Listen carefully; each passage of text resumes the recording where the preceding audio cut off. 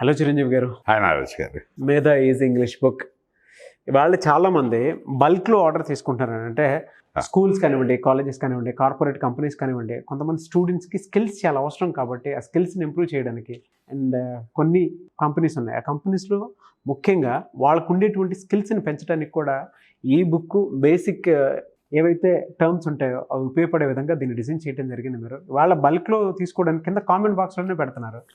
So మీకు ఎవరికైనా schools, colleges వాటిల్లో కావాలనుకున్నా సరే, లేదా కార్పొరేట్ కంపెనీస్ వాటిల్లో సో ట్రైనర్ ప్రోగ్రామ్ వంటివి కావాలి అనుకున్నా కూడా, ఏదైనా గ్రామీణ ప్రాంతాల్లో కూడా ఎవరైనా సరే ఒక బల్క్ ఆర్డర్లో పెట్టి స్టూడెంట్స్కి ఇవ్వాలి అనుకున్నా కూడా ఇటువంటి బుక్స్ చాలా ఉపయోగపడతాయి. సో ఇందులో నుంచి ఒక క్వశ్చన్ అడుగుదాం అనుకుంటాను. ఆ క్వశ్చన్ కూడా ఎవరైనా సరే క్వశ్చనర్ చేయాలి అని అంటే ఎలా, ఏ విధంగా ఉండాలంటారు? ఎందుకంటే ఇంగ్లీష్లో క్వశ్చన్ చేయాలని ప్రతి ఒక్కరికి ఉంటుంది. రెగ్యులర్ హ్యాబిట్స్లోనే అదొక ప్రతి చోట వాడుతూనే ఉంటాము. ఆ క్వశ్చనర్తోనే ఏదైనా స్టార్ట్ అవుతూ ఉంటుంది మనకి. ఎలా సార్ అది? మెయిన్గా questioning in English is not like majority of the times మీరు తీసుకున్నట్లయితే ఎంత ఫ్లూయెంట్గా మాట్లాడుతున్న వాళ్ళు కానీ, మామూలుగా కానీ, ఆ డే టు డే లైఫ్ కాన్వర్జేషన్లో చాలామంది మిస్టేక్స్ ఎక్కడ చేస్తారు అంటే క్వశ్చన్స్ అడగడంలో. ఎందుకు అంటే జనరల్గా ఈ క్వశ్చన్స్ అసలు కాన్వర్జేషన్లో మన ఇంగ్లీష్ ఆస్పెక్ట్లో మాట్లాడుతున్నప్పుడు ఏ ప్లేస్లో వస్తాయని కనుక మనం తీసుకుంటే, జనరల్ కాన్వర్జేషన్లో ఎక్కడైనా తీసుకోండి, మనం ఇంగ్లీష్లో మాట్లాడుతున్నప్పుడు మీకు అందులో ఫస్ట్ ప్లేస్లో ఆన్సర్స్ చెప్పడం ఉంటుంది. అవునండి. సమాధానాలు చెప్పడం అనేది ఫస్ట్ ఉంటుంది. ఆ సెకండ్ ప్లేస్లో మనం అతి ఎక్కువగా వాడే సెంటెన్స్ ఏంటంటే క్వశ్చన్స్ చేయడం. క్వశ్చన్స్ అంటే ఆన్సర్స్, క్వశ్చన్స్. మామూలుగా టెన్స్ని బట్టి ఇప్పుడు సమాధానం చెప్పడం ఎలా ఉంటుంది అంటే, నేను కాన్వర్జేషన్ స్టైల్ గురించి మాట్లాడుతున్నాను, గ్రామర్ పక్కన పెట్టేస్తే ఇప్పుడు నేను చెప్పే ఈ టెక్నిక్ ఏదైతే ఉందో ఇది టెన్స్తో సంబంధం లేదండి. ఇంగ్లీష్ భాష మొత్తంలో మీరు ప్రెజెంట్ టెన్స్ తీసుకోండి, పాస్ట్ టెన్స్ తీసుకోండి, ఫ్యూచర్ తీసుకోండి, హెల్పింగ్ హౌస్ తీసుకోండి, ఏమైనా తీసుకోండి, any sentence you speak, first మనం ఆన్సర్స్ చేయడం నేర్చుకోవాలి. ఈ ఆన్సర్స్ చేయడం అనేది అందరికీ కామన్ కావచ్చు. దీన్ని క్వశ్చన్స్ చేయాలనుకున్నప్పుడు బేసిక్గా ఒక లాజిక్ ఉంటుంది. ఇది మనం మిస్ అయిపోతూ ఉంటాం. క్యాజువల్ కాన్వర్జేషన్ చూడండి, ఇప్పుడు నేను మీతో మాట్లాడతాను. You are able to understand my class? Yes. I'm explaining well? Yes. And we are discussing this questions and all the people are watching. Yes. ఇట్లా నేను మాట్లాడాను కదా. ఇప్పుడు నేను మాట్లాడిన వాటిలో ఫస్ట్ లాస్ట్ సెంటెన్స్ తప్ప మిగతా 4 సెంటెన్స్లు గ్రామటికల్గా తప్పండి. నేను you are following me, you are asking me questions, you are asking me questions అన్నాను. ఇది తప్పది. యాక్చువల్గా క్వశ్చన్స్ అడిగినప్పుడు ఇప్పుడు నేనేమన్నాను, you are asking me questions అన్నాను. ఇది you are asking me questions అనేది అది ఆన్సర్ అండి. కానీ నేను ఏం చేసా, facial expression, you are asking me questions, right, you are scolding me, you are blaming me అన్నాను. ఇవన్నీ క్వశ్చన్స్ కాదు, ఇవి యాక్చువల్గా ఆన్సర్స్. కానీ నేను ఈ ఫేషియల్ ఎక్స్ప్రెషన్స్ ద్వారా క్వశ్చన్ లాగా అడిగాను. ఇవి గ్రామటికల్గా అయితే తప్పు. ఇప్పుడు you are asking me questions, you are blaming me అనేది మనం కరెక్ట్ చేయాలి అంటే, are you asking me questions, are you blaming me, are you discussing this with me, ఇలా అనాలి. క్వశ్చన్స్లో బేసిక్ లాజిక్ ఏంటంటే హెల్పింగ్ వర్బ్ని తీసుకుని సబ్జెక్టుకు ముందు పెట్టడం అనేది రావాలి. అయితే క్యాజువల్గా మాట్లాడుతున్నప్పుడు ఈ హెల్పింగ్ వర్బ్ని తీసుకుని సబ్జెక్ట్ ముందు పెట్టి ఈ క్వశ్చన్స్ చేయడం అనేది చాలామందికి రాదు. ఇప్పుడు మనం వస్తాం, రాగానే యు ఆర్ వెయిటింగ్ హియర్ అంటాను. యు ఆర్ వెయిటింగ్ హియర్ అనేది తప్పు. Are you waiting here? కొన్నిసార్లు అంటాం యూ హ్యావ్ టేకెన్ లంచ్ అంటారు. యూ హ్యావ్ టేకెన్ లంచ్ అనేది తప్పండి. Have you taken lunch? Okay. అంటే ఈ క్వశ్చన్స్ చేయడం రావాలి అంటే బేసిక్ ఏంటంటే వాళ్ళ ఆ సెంటెన్స్లో ఉన్న టెన్స్ ఏంటో ఐడెంటిఫై చేయగలగాలి. ఆ టెన్స్లో యూజ్ చేసే హెల్పింగ్ వర్బ్ ఏంటి అనేది ఐడెంటిఫై చేయాలి. ఆ హెల్పింగ్ వర్బ్ని తీసుకొచ్చి ఆ సబ్జెక్టివ్ ప్రొనౌన్కి ముందు, ఆ సబ్జెక్ట్కి ముందు, నౌన్ అయితే నౌన్, దానికి ముందు వాడడం అలవాటు చేసుకోవాలి. ఇది ఒక పద్ధతి. ఇది of shoot questions, general questions.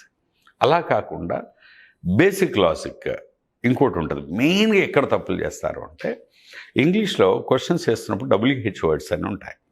WH words, what, why, where, when, which, who, whose, whom. ఇంకొక వర్డ్ ఉంటుంది హౌ. ఈ 9 పదాలండి. ఇందులో 8 WH వర్డ్స్ ఉంటాయి. What, why, where, when, which, who, whose, whom and how. ప్రపంచంలో మీరు తెలుగు, ఇంగ్లీష్, హిందీ కాదు ఏ భాషలో మాట్లాడినా ప్రశ్నించేప్పుడు ఈ 9 పదాలకి వెళ్ళి ఏదో ఒకటి వస్తుంది. అది బేసిక్ క్లాస్. కాబట్టి ఈ 9 పదాలకి తెలుగు మీనింగ్ అయితే తెలుగు, హిందీ అయితే హిందీ, ఏ భాష నేర్చుకుంటే ఆ మీనింగ్ తీసుకోవాలి. ముందు మీనింగ్ తెలియాలి. వాట్ ఏమిటి, వై ఎందుకు, వేర్ ఎక్కడ, వెన్ ఎప్పుడు, విచ్ ఏది, ఏ, హూ ఎవరు, హూస్ ఎవరి యొక్క, హూమ్ ఎవరిని, అండ్ ఫైనల్గా హౌ ఎలా.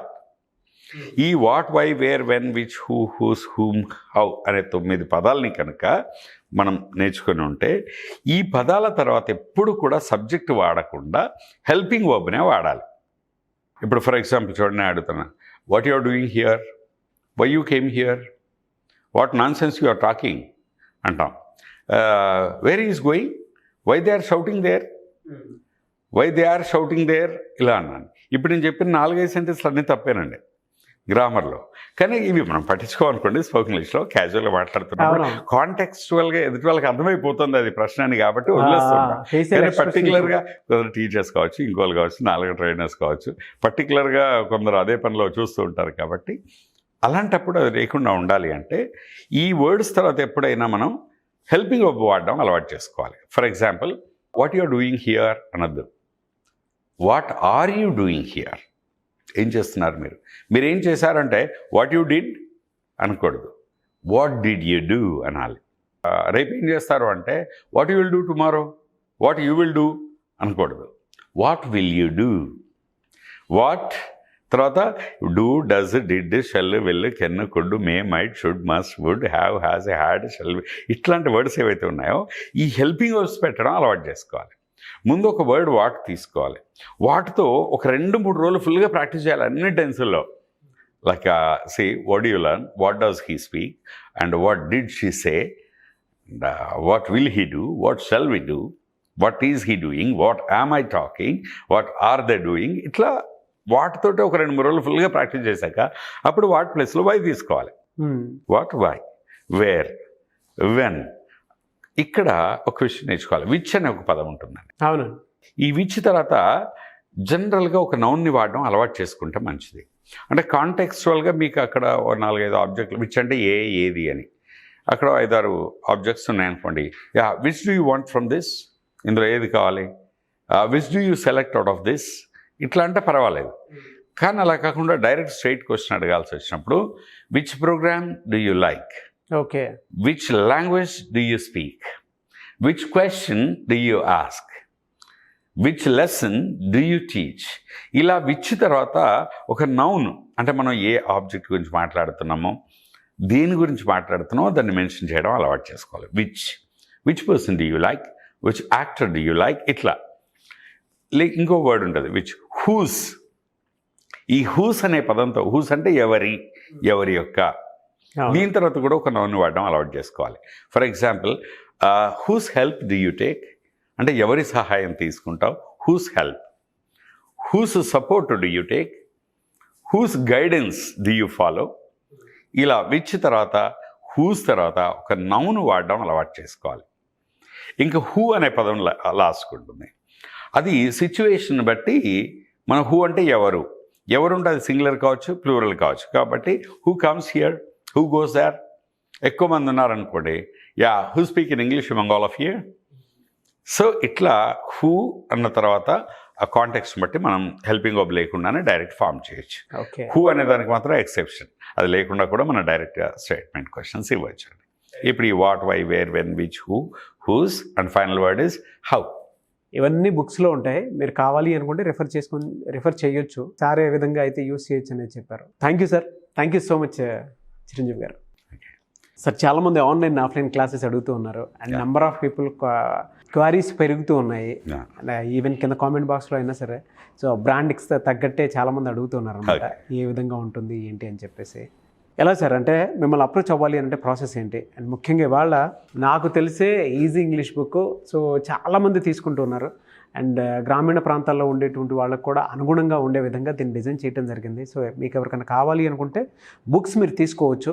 కింద కామెంట్ బాక్స్లోనే చాలామంది పోస్ట్ చేయడం జరిగిందండి. సో దానికోసం ఒకసారి మీకు మీ ఇన్స్టిట్యూట్ నుంచి వచ్చింది అడుగుతున్నారు, అండ్ ఎవరికైనా బేసిక్ ఇంగ్లీష్ నేర్చుకోవాలి అనుకునేటువంటి నాలెడ్జ్ ఉన్నా కూడా రోజుకొకటి ఇందులో నుంచి తీసుకున్నా సరే మీరు నేర్చుకోవచ్చు. అటువంటి అవకాశాన్ని మేధా ఇన్స్టిట్యూట్ కల్పించింది. వాళ్ళ ఎలా సార్ మిమ్మల్ని అప్రోచ్ అవ్వాలి అంటే ప్రాసెస్ ఏంటి? క్లాసెస్ ఎలా ఉంటాయి, ఆన్లైన్, ఆఫ్లైన్?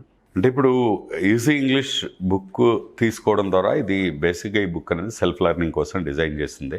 అంత సింప్లిఫైడ్ వర్షన్ మీరు అన్నట్టు గ్రామీణ ప్రాంతాల్లో కావచ్చు, తెలుగు మీడియం బ్యాక్గ్రౌండ్ వాళ్ళకి సూట్ అయ్యేలాగా అండ్ సిస్టమాటిక్గా ఫైవ్ పార్ట్స్లో ఉంటుంది, స్టెప్ బై స్టెప్ ఉంటుంది. ఇదేంటంటే సెల్ఫ్గా ఎవరిది వాళ్ళు ఇంగ్లీష్ భాష మీద అవగాహన పెంచుకొని సెల్ఫ్గా మాట్లాడడం ప్రాక్టీస్ చేసుకోవడానికి ఇది అద్భుతంగా పనిచేస్తుంది. ఈ బుక్తో పాటు ఎవరైనా ఆన్లైన్ క్లాసులు మనకు త్వరలోనే దసరా పండుగ అయిపోగానే మనం న్యూ బ్యాచెస్ స్టార్ట్ చేస్తున్నాం. అండ్ ఆల్రెడీ చాలా అడ్మిషన్స్ అయ్యి ఉన్నాయి, వెయిటింగ్లో ఉన్నారు. బికాస్ ఆఫ్ దిస్ వెకేషన్ వల్ల కొంచెం లేట్ అవుతుంది. ఆల్రెడీ చాలామంది వెయిటింగ్లో ఉన్నారు. ఎవరైనా కావాలనుకుంటే మన స్క్రీన్ మీద కనబడుతున్న నెంబర్కి ఫోన్ చేస్తే వాళ్ళు రిజిస్టర్ చేసుకోవచ్చండి. ఈ ఆన్లైన్ క్లాసుల యొక్క ప్రత్యేకత ఏంటంటే 3 డైమెన్షనల్ అండి. అంటే క్యాజువల్గా కాకుండా ఫస్ట్ దాని ప్రత్యేకత ఏంటంటే అందులో చెప్పే ఫ్యాకల్టీ అంతా కూడా trained by me and syllabus అంతా డిజైన్డ్ బై మీ. ఎక్సర్సైజ్ కావచ్చు, సిలబస్ కావచ్చు, మొత్తం 3 డైమెన్షనల్ అంటే స్పోకెన్ ఇంగ్లీష్, దాంతోపాటు సాఫ్ట్ స్కిల్స్, దాంతోపాటు పర్సనాలిటీ డెవలప్మెంట్. ఇందులో ఈ 3 డైమెన్షనల్గా ఆన్లైన్ క్లాసులన్నీ యూనిక్గా డిజైన్ చేసాం. అంటే రోజు ప్రాక్టీస్తో పాటు కొన్ని వాళ్ళకి ఇన్ యాప్ ద్వారా మనం రికార్డెడ్ వీడియో లెసన్స్కి యాక్సెస్ ఇవ్వడం, ప్లస్ ప్రాక్టీస్ సెషన్స్ చేయించడం, అన్నీ కూడా ఒక పక్కగా మీకు ఆల్మోస్ట్ ఫిజికల్ ప్రజెంటేషన్ ఉండదు తప్పితే almost it's equal to direct training. And online class కూడా అడ్మిషన్స్ అవుతున్నాయండి. Very good sir. అండ్ కొంతమంది అయితే వర్క్షాప్స్ అడుగుతూ ఉంటారు, టీచర్స్ ముఖ్యంగా 2 days వర్క్షాప్స్, 3 days వర్క్షాప్స్.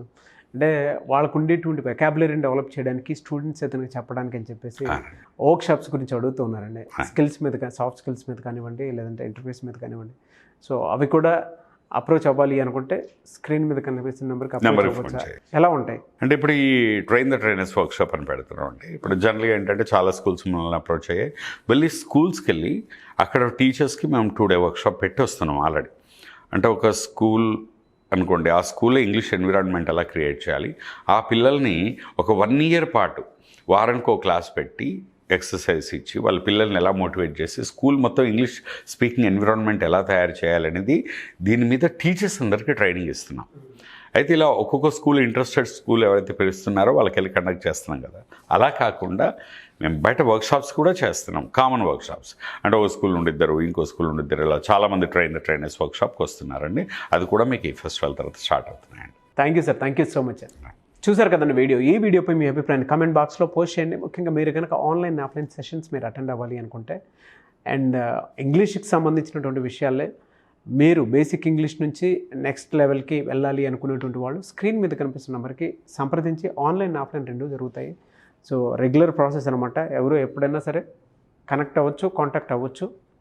ఒకవేళ మీకు స్క్రీన్ మీద కనిపిస్తున్న కాంటాక్ట్ నెంబర్ కనెక్ట్ అవ్వట్లేదని అంటే మిస్టర్ నాగ్ అఫీషియల్ నా ఇన్స్టాగ్రామ్ ఐడి ఉంది. నా ఇన్స్టాగ్రామ్ ఐడి త్రూ కూడా మీరు అప్రోచ్ అవ్వచ్చు.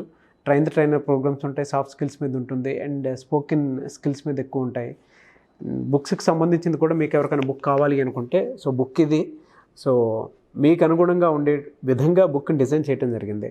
ఆ రోజుకు ఒక పేజీ నేర్చుకున్నా కూడా ఇందులో వీటికి సంబంధించిందే బేసిక్ టర్మినాలజీ అయినా సరే మీరు ఖచ్చితంగా నేర్చుకోవచ్చు.